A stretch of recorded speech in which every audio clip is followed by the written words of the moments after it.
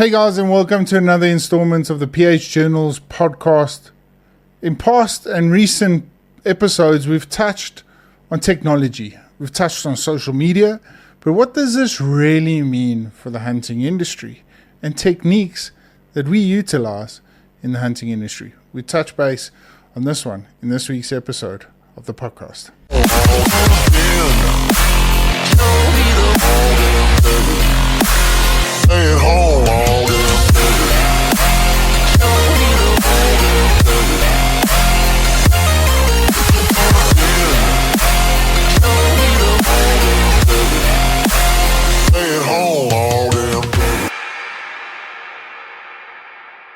So guys, an interesting topic this week. It's all about technology. It's all about utilizing technology in the hunting industry for benefits of the hunter. Now, is this ethical, non-ethical?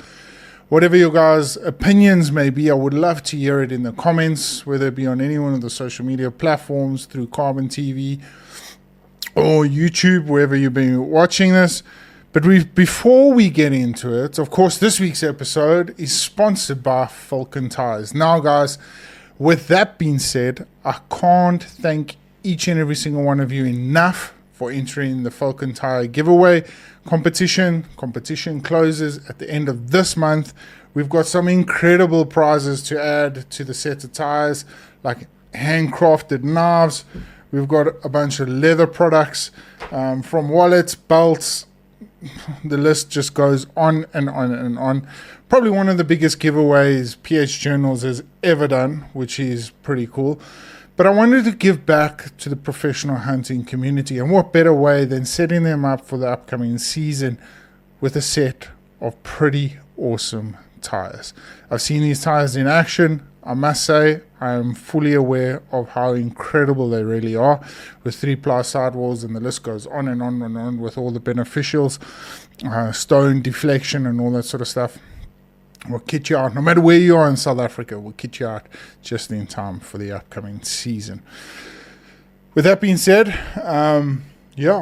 this week's episode is all about technology. Now, how this came about, I had a couple of interesting conversations with a bunch of friends of mine. Actually, it was how this all started was an individual reached out to me to allow me the opportunity to come and utilize thermal hunting at night for a culling expedition on some springbuck out in the Free State area.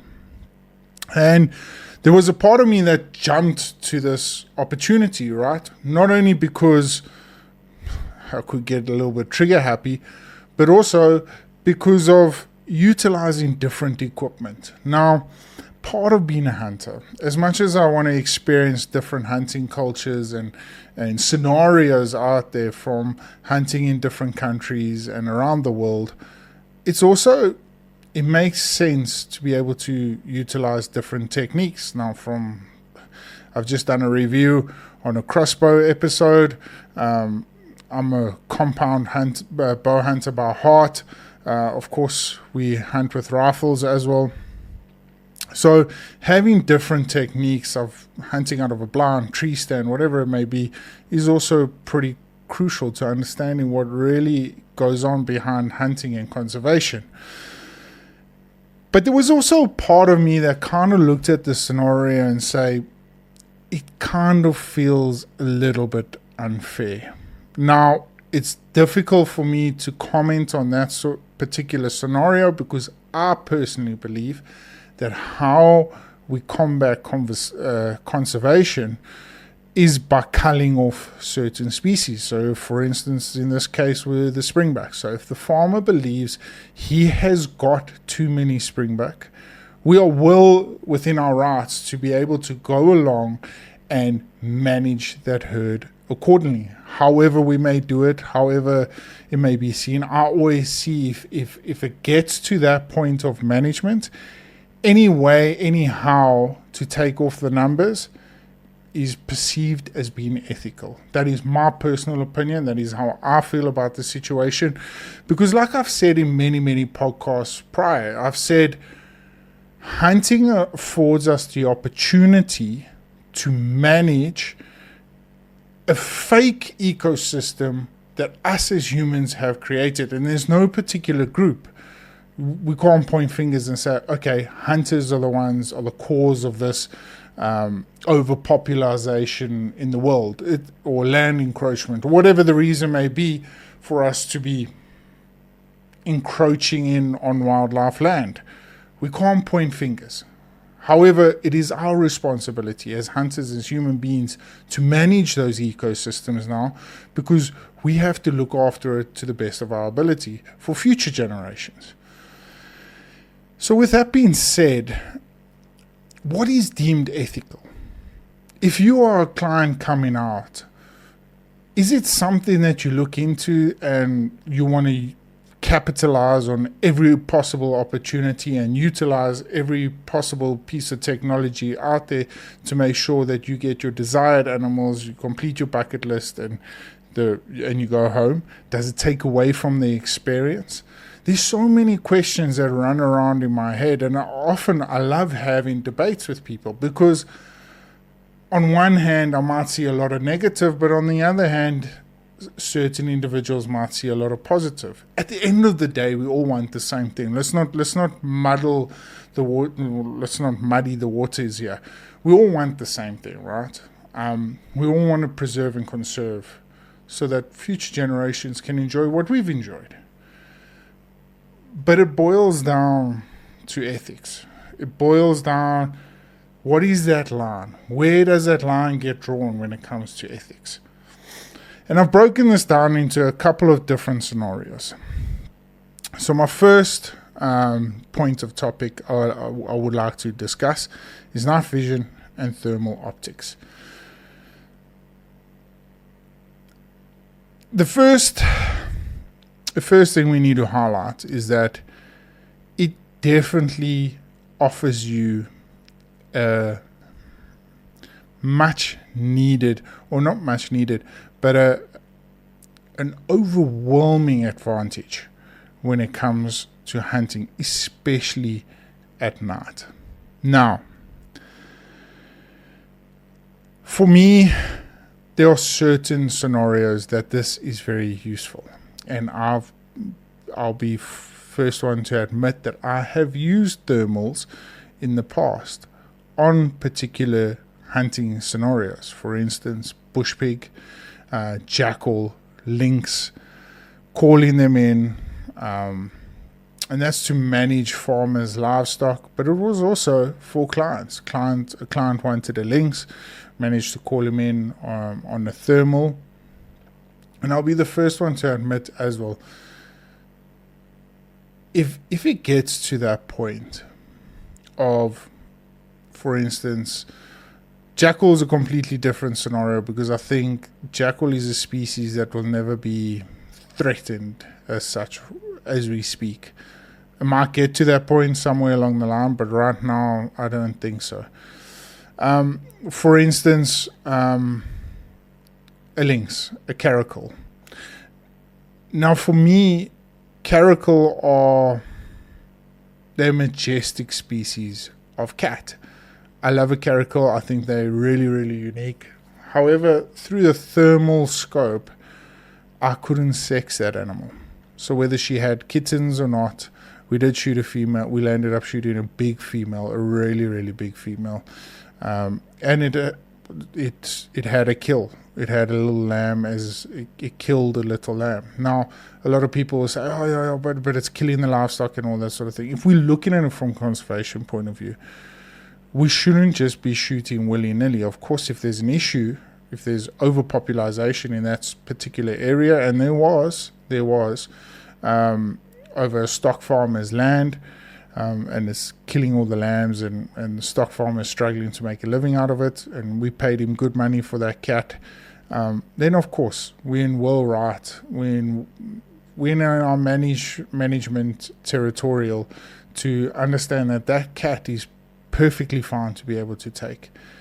However, if we look at it from conservation point of view, if that animal was an endangered species and we needed to make a call whether this was an ethically old cat to take, it would have been very, very difficult to do so with thermals. Now, a lot of people might argue against experience and head size and all these sort of things. For me, on my personal experience, I found that to be particularly difficult. And I made a point of actually being able to try and do that. I really searched and I thought, well, if this is going to be an effective way of hunting, well, can I sex these animals? And it wasn't just the lynx. It boiled down to kudu. Kudu was a little bit different because we could see the bull in stature and everything like that. But on things, we passed the blazeback herd. And the blazeback herd, I mean, you would have to spend quite a bit of time to really identify the male out of that herd, especially with thermals. Now, there could have been 1,000 different scenarios on why I couldn't do that with the quality of thermal I was using and all that sort of stuff. In that moment, that's what I experienced. So, my personal opinion on thermal hunting, it's great for management. It has a place in the hunting industry for vermin, and that's where it stops. I have seen clients, professional hunters, outfitters utilize thermal to gain an advantage out in the bush on certain species. Bushback, kudu, nyala, just to name a few. Where this gets tricky for me is that if we are considering hunting as a sport, thermals in those scenarios is like doping. I just feel there's that line of ethical that we spoke about a little bit earlier. It kind of just crosses that line ever so slightly. People might disagree, might agree. The argument, we had a wonderful discussion about it, the argument of, but the client's coming out here, you know how it is with kudu hunting, it's time, it's effort, when it gets to day 7, you're up against the crunch, you got to make sure that you got to fill your packages and all this sort of thing. There's so many different arguments, and I'm just giving my personal opinion on this, because ultimately what this podcast is designed for, what PH Journals was intended for, was to have these hard conversations, put out solo episodes so that you guys can go back and around the campfire, around the lodge at the dining room table or something, have these conversations with one another, because it's good to learn. It's good to have different perspectives and understand, because at the end of the day, like I mentioned earlier, we all want the same thing, right? But if we're not going to initiate these conversations, or we're going to veer away from it, how are we ever going to know or better ourselves as an industry, or knowing where that line may be? I might feel like that, 50 other professional hunters might feel like that, but you might have 69 other professional hunters that feel completely differently. But we've all got to come to a collective and say, okay, but let's not call each other out on it and say, oh, that's frowned upon. But let's come to a collective and say, okay, but these scenarios we shouldn't be utilizing for the good of, number one, the species of animals that we are hunting, and number two, the client's experience. Because ultimately, I believe the professional hunting industry, the hunting industry, we need to start selling moments and experience and memories more than just a hunting trip. And that's important. My personal opinion. But again, thermal hunting can be used for so many benefits in managing this ecosystem that we have falsely created. So another one that was an interesting topic that came up was camouflage, and I released on the Professional Hunting Facebook group a couple of days ago about camo. Now, I love camo. I mean, as I sit here in my studio tonight, I've got 2 cupboards full of camouflage. I love it. I think it's really cool. I think it's unique. I think there's no other industry out there that offers such a unique item, or I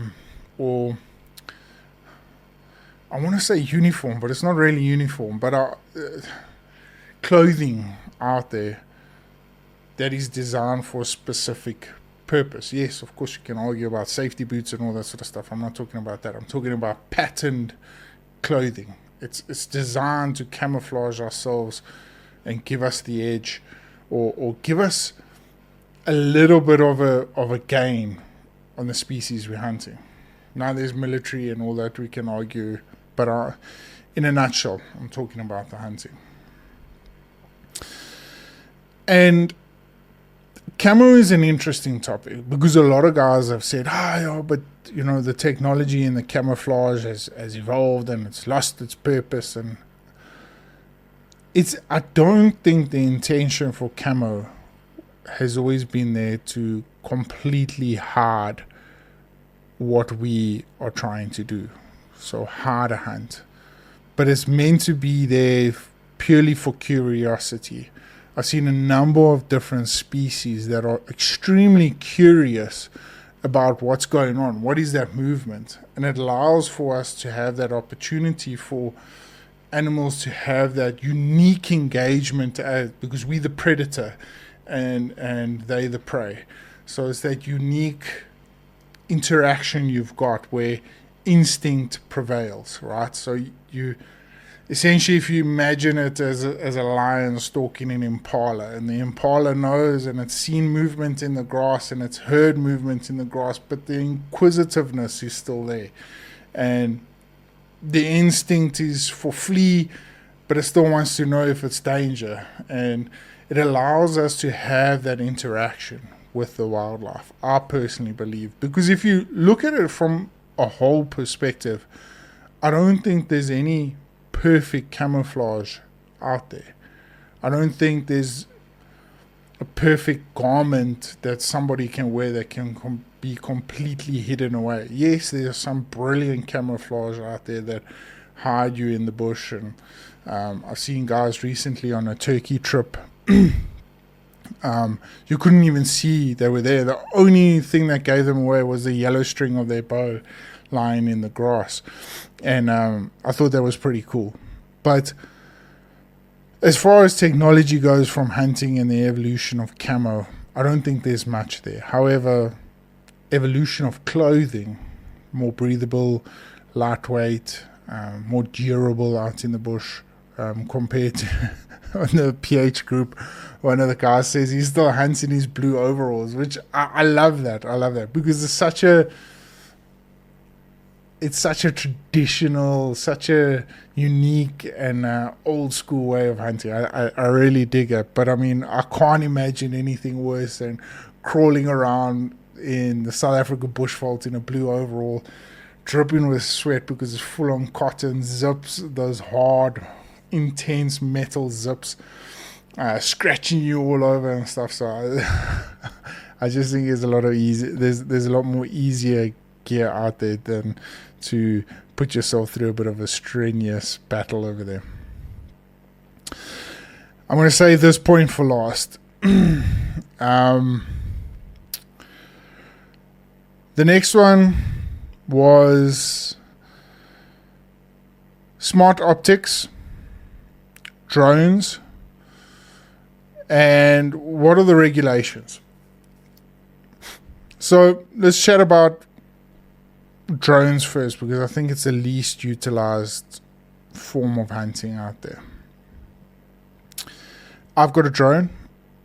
I'd never touch it on a hunting trip unless I've got to film hunting stuff. But even then, I would never be physically hunting. So a lot of the shots that you see with a drone, I'll never be physically hunting an animal, because I just believe that if you're going to start chasing animals or utilizing a drone for an advantage, that it way exceeds that line. I just don't think there's a place for it in the hunting industry. A lot of people might disagree with me, and again, it just boils down to what is your argument. And if we can agree to disagree on a certain point, especially a technique, well then sure, by all means. But I personally don't believe that drones have any sort of discussion as far as ethical hunting techniques. I don't see it. I could be wrong. I hope there are individuals out there that have utilized them in certain scenarios. I never have even tried, but I hope there are individuals out there that have utilized them in certain different scenarios, and then maybe they can give me some feedback in the comments or whatever it may be. I know a couple of years ago, I vaguely remember somebody utilizing a drone to try and find a wounded animal, which is fine. I've seen guys use helicopters, especially on like big animals such as Cape buffalo and stuff like that. You really don't want to lose that expensive animal. So again, it boils down to that conversation, right, about ethical reaction. And I like to keep it more traditional. I've utilized helicopters to try and find a wounded buffalo in the past. I've seen it happen many times. At the client's expense, and it's not ideal, because you always want to trust in your ability and trust in your tracker's ability to be able to find that animal. But I do understand time is a factor, and if the facilities are there, why not? Especially on a wounded animal. No one wants to see an animal suffer, especially on a Cape buffalo that can go for a couple of days with a bullet in it. So that's the last thing you ever want. So I mean, there's always, like I said, there's that discussion. It hovers on the fence there of that line. But drones, I don't think it has a conversation. AI and smart optics. Now, this was an interesting one for me. There's a couple of I've been doing a little bit of research on AI in the hunting industry and how we can utilize it to our benefit.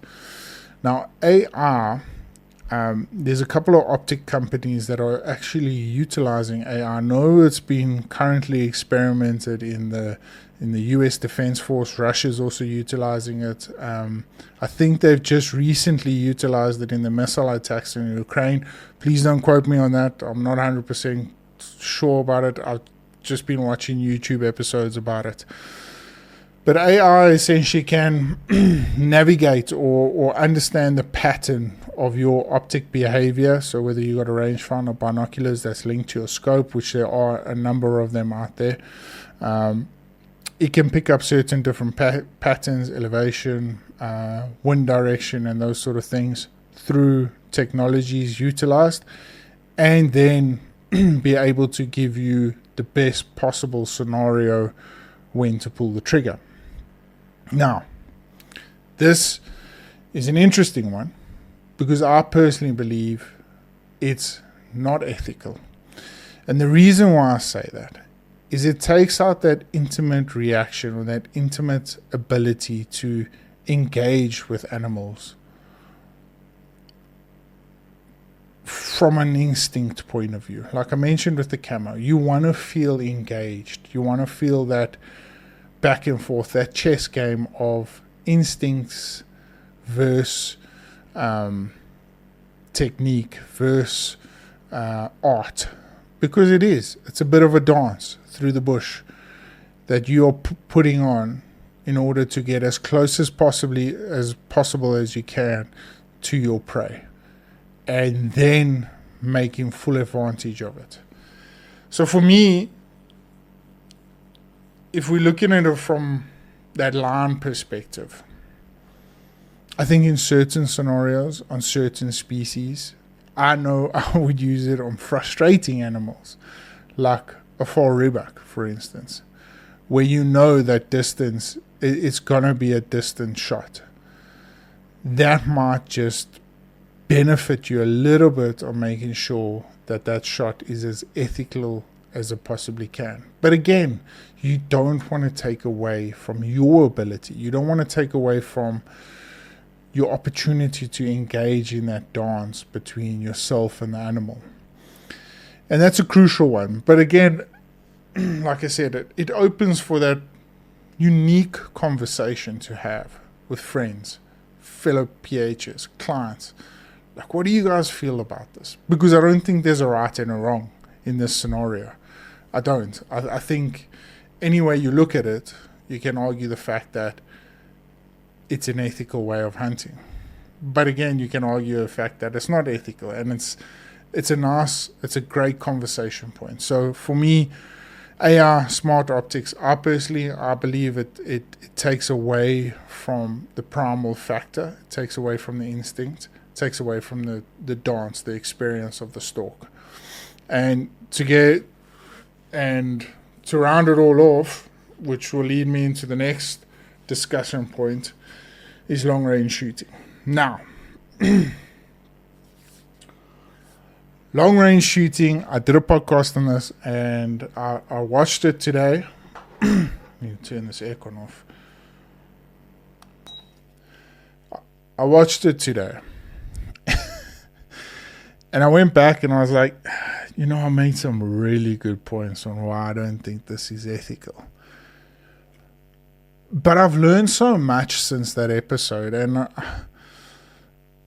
I understand so much. I really do. And